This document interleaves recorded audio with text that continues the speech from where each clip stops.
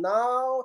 Okay, guys, so welcome to the stream. So today we will be talking about probably the coolest vintage watches ever created, and man, they are so cool. And we have the best person who has the most knowledge, and he can show us a lot of jump hour watches. The JumpHourKing. I'm very glad that you joined, Rudy. So yeah, thank you so much for joining us. And Rudy has a lot of jump hour watches to show us. And yeah, maybe you can start with showing us something cool. Yeah, thank you for inviting me. And I have some jump hours here. And I would like to give you a travel through time. So I have all kinds of jump hours, and some are really old.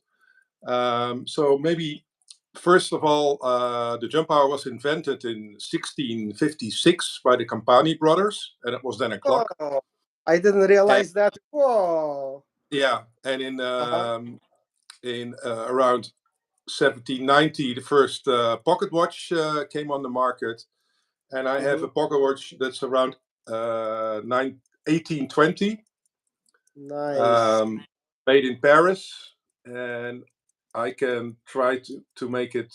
I hope people can see this, but the numbers are jumping in the top. Jumping, Yeah. Very cool. So very cool. these watches were made in around 1820 in Paris. And if you talk about jump hours became into fashion and out of fashion all the time. So around 1820, there was it was very fashionable to have a jump hour, and a lot of watchmakers made jump hours. Breguet, for instance, made jump hours around that time. The watchmaker Breguet himself. Nice.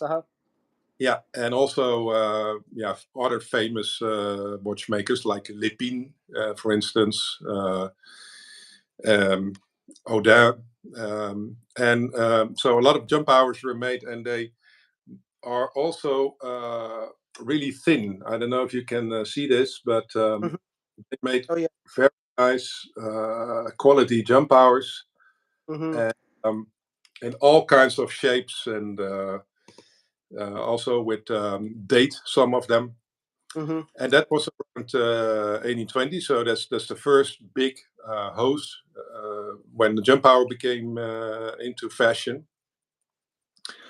And I have another watch that's also from around that time, and this is also around the same time period, but this is more like the Uhrwerk. When you look at the Uhrwerk watches, they have this I numbers. See. Nice. Numbers flying by. So there actually are three satellites with each 4 digits. Nice. Yeah. Very and cool. this is called a wandering hour, actually. Yeah, so there's a difference between a jump hour and a wandering hour. In a jump hour, you have a window where a digit jumps, and with the wandering hour, you have an hour that goes the 60 minutes through the screen in front of your window. So there's a difference between wandering hours and jump hours. And this watch was based on the same first clock by the Campani brothers in 1656. And you see it, many wristwatches are based on this principle, saying you can buy these days. So that is, that's the 1820s. And then actually until 1865, nothing happened. And for a good 30, 40 years, jump hours were not in fashion. And then came Mr. Paul Weber. Joseph Paul Weber was the first who made for IWC, made another jump hour again. And soon after, Alexander Kaiser and also Kurt de Beer made these kind of jump hours. Oh yeah, I think IWC reissued something like that. Exactly, yeah. Ah, IWC reissued this about 10 years ago. Yeah, and this is a watch that was made for the Russian market. It's got the Russian double eagle on the back, and also a glass window. Oh, nice. And yeah, and these watches were very popular from 1865 to about 1900. About, and there were like 6 or 7 manufacturers who made them, but still only pocket watches. And the Paul Weber, a lot of people don't know that Paul Weber not only for IWC produced the mechanism, but also for Universal watches, which became Universal Geneva later on, and also for Kurt de Beer. He made the same mechanism was used in all 3 brands. The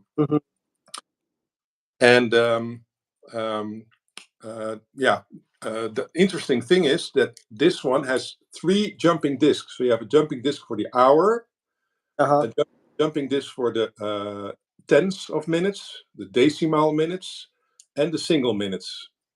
So so it's actually 3 jumping discs, which takes a lot of power. So a lot of these watches need service quite often, because 3 discs jump takes quite a great amount of power. And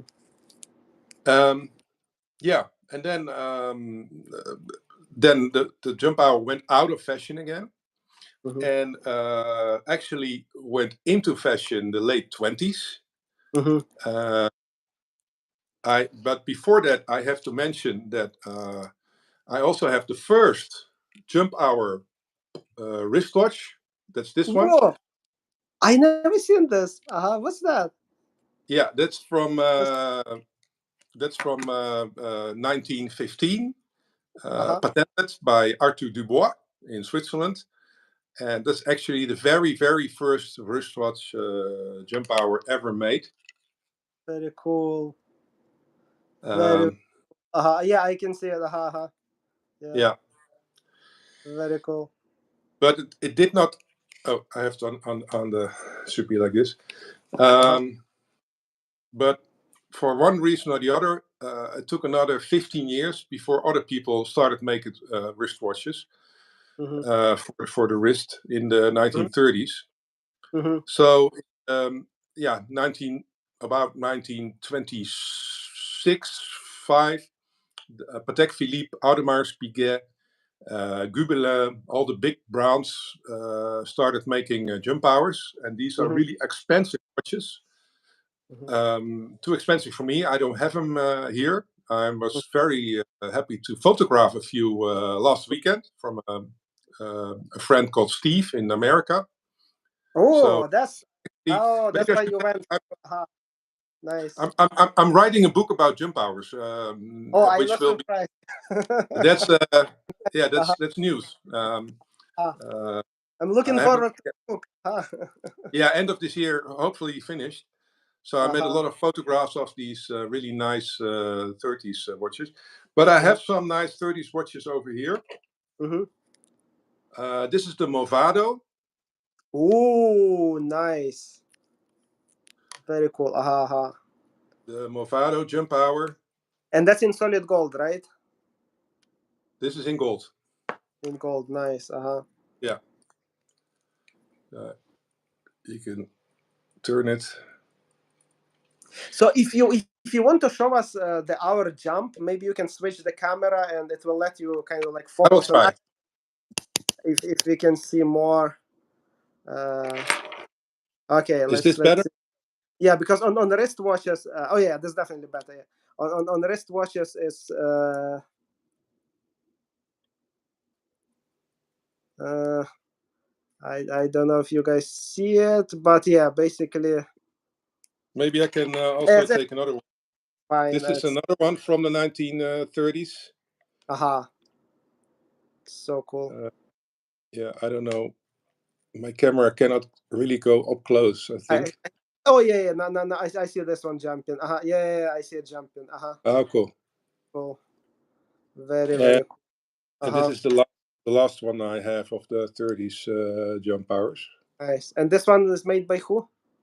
Quartz. It's a really unknown brand. CORD. I actually never. There are some watches that are branded Quartz, but nice. This is quite a unique watch. I only have seen it once. Uh-huh. I bought it at the fair here in Utrecht, the Ricketic. So nice. these are typically 1930s watches. Mm-hmm. Still quite difficult to read the hour because the hour disc is still quite small, actually, I would say. But it was a huge fashion hit, and a lot of people bought these 1930s jump hours. I think Bulova also made jump power just like that during that time in US. Who did you say? Bulova. I think Bulova made. Bulova. Yeah. Yeah. Now Bulova is actually that's Bulova. Yeah. That's also, I don't have them here. Yeah. But they made the White Prince and the Ranger, and they also made jump powers in the 1930s. Yeah, I have so many watches. We could maybe talk another hour or four. Yeah, I'm just big fan of American watches. That's why I remember. Yeah. That's why you moved to America. Yeah, Americans also like they liked jump power watches in like certain periods. But yeah, well, please go. Don't interrupt. Nice that you mentioned American wristwatches, because then from 1934 till 1958 nothing happened, and then I will try to, and then Benrus. Oh yeah, that's the nice. And Elgin came up with wristwatches. I haven't got the Elgin here, but I've got the Benrus watches. Nice. And this is called the Dialorama. Dialorama, yep, legendary. Yeah, this is in the 1950s, and this is the Dialorama with the black hour disc, which is the first one, because most of them have a white hour disc. Yeah. And here the best for us to see how it's jumping, because it's on black, and this is very nice. And this one is it's Elgin. No, this is also a Benrus, but this is one that is not produced in large numbers, so it's quite rare. Because it has a hand for the minutes. Oh, you see also the problem with jump hours. Once every while, the number doesn't jump. And it can also be if you are hitting something, then the disc jumps 1 hour front or back. And they might not be all that reliable. So it's mostly a jam on your wrist. So so these are really American jump hours. And the third jump hour from that time, so this is also from 1958. This is actually a European jump hour by Hoga, and it's got the same. It's got a mechanism patented by Alfred Rochat, who was working for Hoga in 1958. Very nice. Yeah. I have no idea if. Yeah. Yeah, we see also, it you can imagine that this is typically for the American market. A lot of bling bling. Yep. So that's the 1950s, and then actually until 1972 nothing happened. So they went out of fashion again, and then in the 70s you will see this kind of very strange jump powers. Yeah, there was even like a recent reissue also of the watch like that. So this is called the Amida Digitrend. Oh yeah, no, nice. Very, very strange jump powers. Very cool. I have all three of them. And they were also called car drivers jump powers because when you wear them on your wrist, you can drive the car and read the time. If you do it like this, you can read the time while your hand is at the wheel.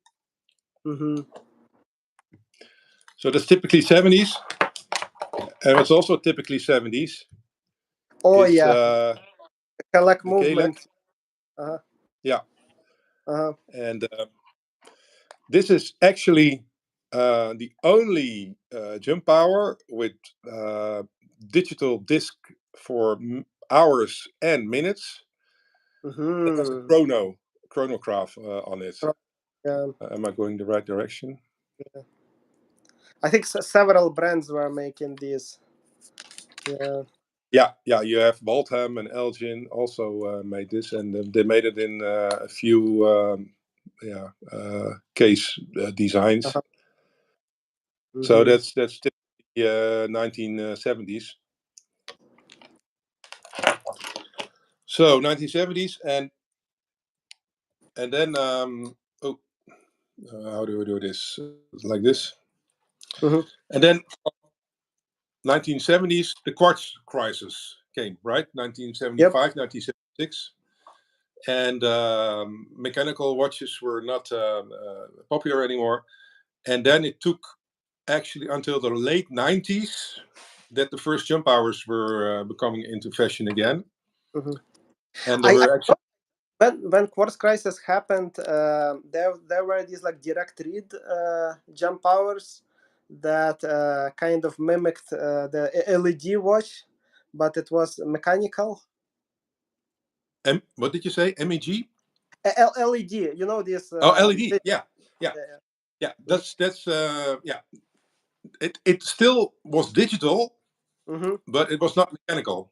Yeah. But it was mechanical. So first we had the LED that took over. Actually, it took over from the jump hour, the LED, and then the LCD. First LED, red lights to LCD, and it took completely over. And that's also what if you say a digital watch, most people say that is a digital watch, an LED or an LCD watch. Most people consider that a digital watch, and I call this a digital mechanical watch. Yes. Because there's no hands. There's no hands there, so it's digital. Yeah. Very cool. So then, until late 90s, nothing happened. But then again, there were two persons who introduced the jump hour again. The first was Gerald Genta with retrograde jump hour. I have one, but not here. And the other one was Italian guy. What's his name? Well, forgot his name right now, but maybe later. And they made the jump hour popular again. And this Italian guy made this watch.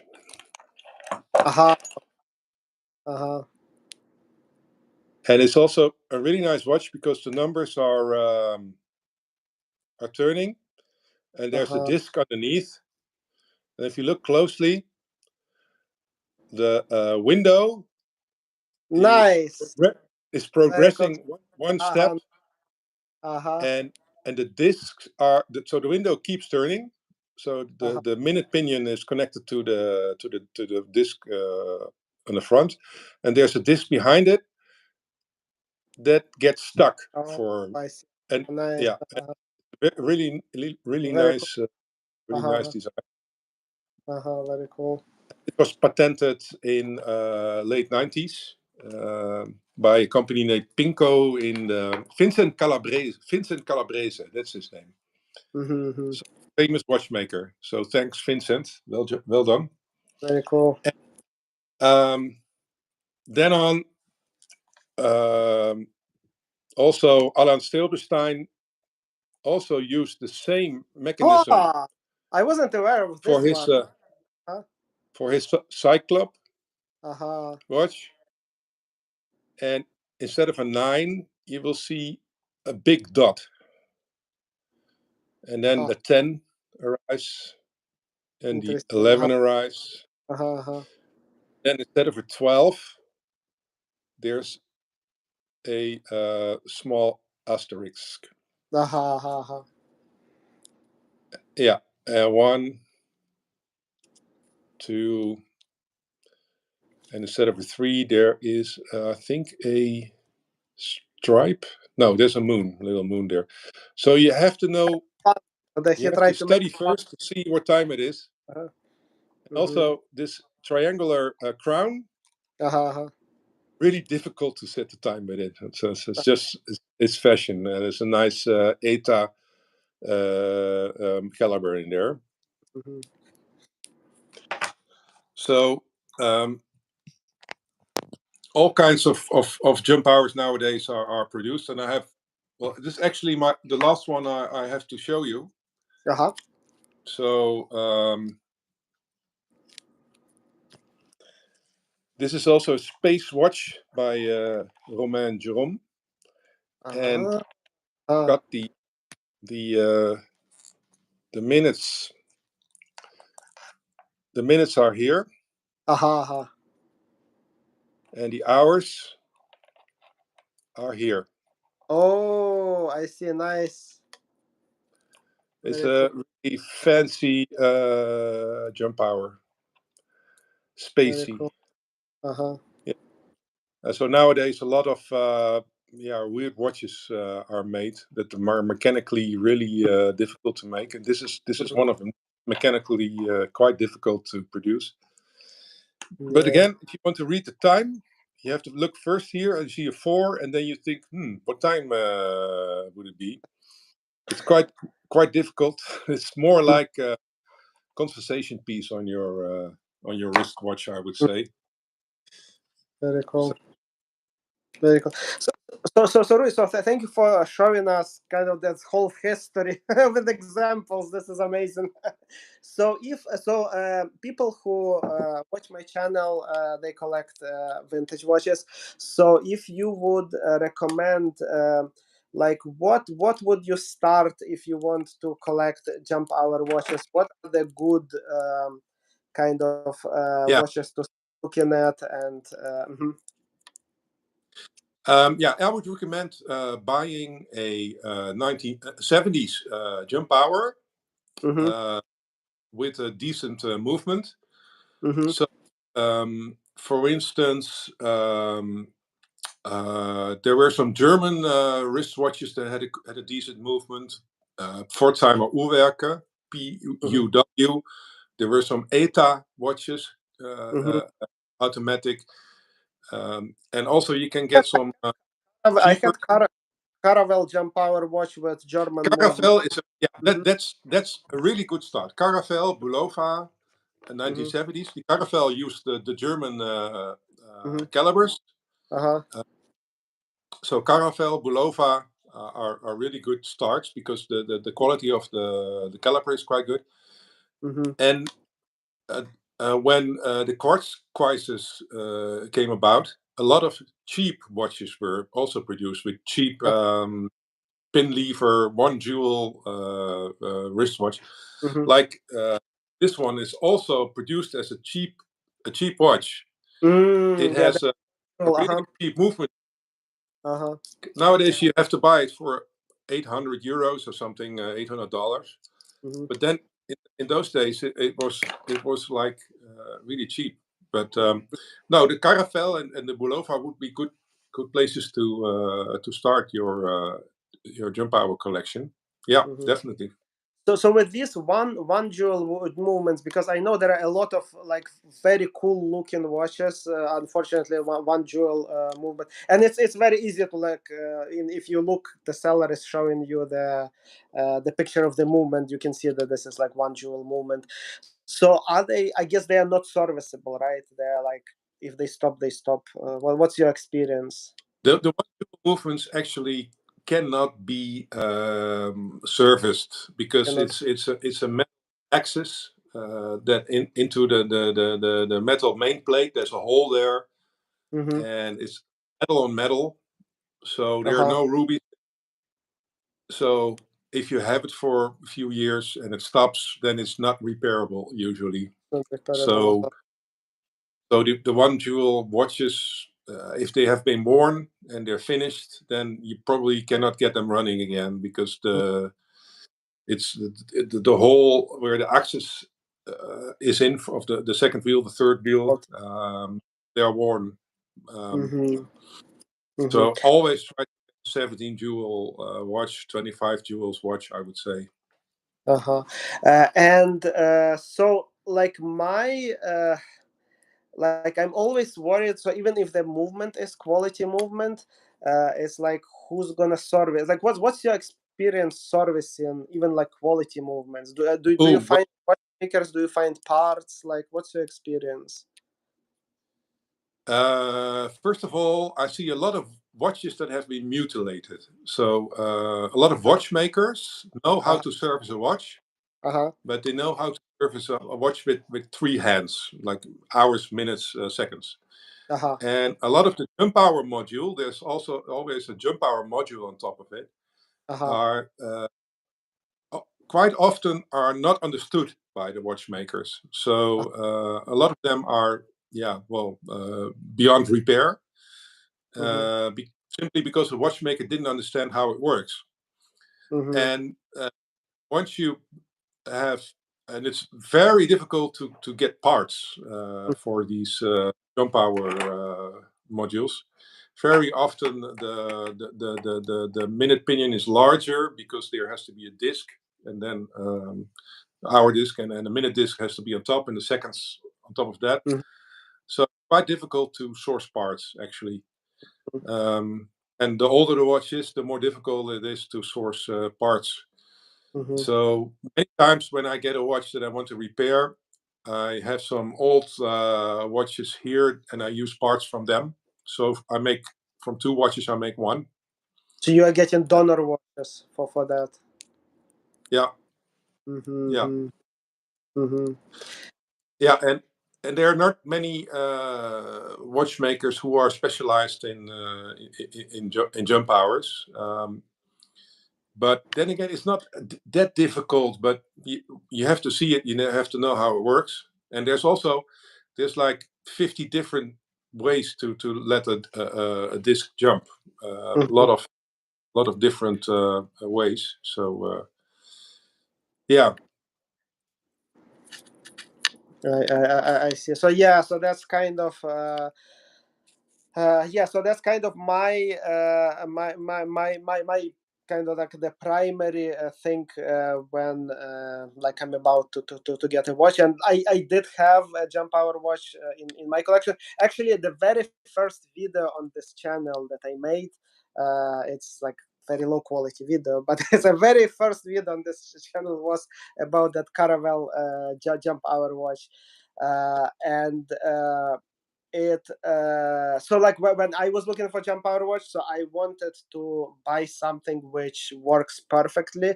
So I was specifically looking that like our jumps and there is like no mechanical issues, everything works. But like unfortunately when you're buying it, the watch is never serviced. So like after some time I noticed that still everything worked perfectly, but there was maybe like once a day that our hand, instead of like jumping like click click, it's gonna take a little slower, like it's like and I got terrified by that. Like I'm like, oh my god, I will have to service it. How I'm gonna service it? So I disclosed that, and like somebody bought it from me who knew that's what's happening. Uh, because I mean, it is a super cool watches. So like people, Yeah, it's not. Yeah, yeah. yeah, And yeah. I like the Caravelle as well because it Mhm, has very large hour opening, so the mhm, hours are really big. You can tell the time easy because the numbers are so huge, so mhm. big. Yeah. And with the Caravelle jump hour mechanism, I love that. If it says click, then Mhm. I'm happy. If I hear click on my wrist, wow, Oh another yeah. hour. Yeah, and actually, if it Uh-huh. goes a bit slowly, that's easy to fix. That's just cleaning some parts. Then it clicks again. But a lot Uh-huh. of jump hours, especially the cheaper ones, don't go click. They go slowly. They go like 5 to the hour. They start moving, and then and then on the hour they are finished. So Mhm. it take for jump hours. It takes 5 minutes to jump. So Mhm. Yes, that's kind. that's the cheaper ones usually. Yeah. So speaking of cheaper ones, so I wanted to ask you. So there is this like super popular brand in jump hour watches that a lot of people love, Sikura. So they are, and people on eBay like to say Sikura by Breitling, which is absolutely not true. But Yeah, so that's nonsense. what? Yeah, can you speak a little bit? Like, should we just fully avoid them, or can No, is Sakura mhm, made actually made actually quite nice jump hours. mhm. Usually 17 jewels, but pin lever, but Oh, uh-huh, yeah, uh-huh. usually a bit higher quality, not the best quality, but they Mhm, made a lot of interesting fashion watches mhm. for Because they ladies. got kind of the best designs. Like you look at those Sikuras, they're like, oh my god, they are so Yeah, cool, and they're all they were really different. popular. And probably one of the most sold brands in the 1917 was Sakura. So Hmm. they sold a lot of wristwatches, was really in fashion and Hmm. was really popular. And the quality of their movement is not too bad actually, and they Hmm. usually can be serviced, get working again. Uh-huh. So yeah, Sakura was quite is quite a good brand. Yeah. Hmm. Sorna is another brand that you see a lot. Sorna.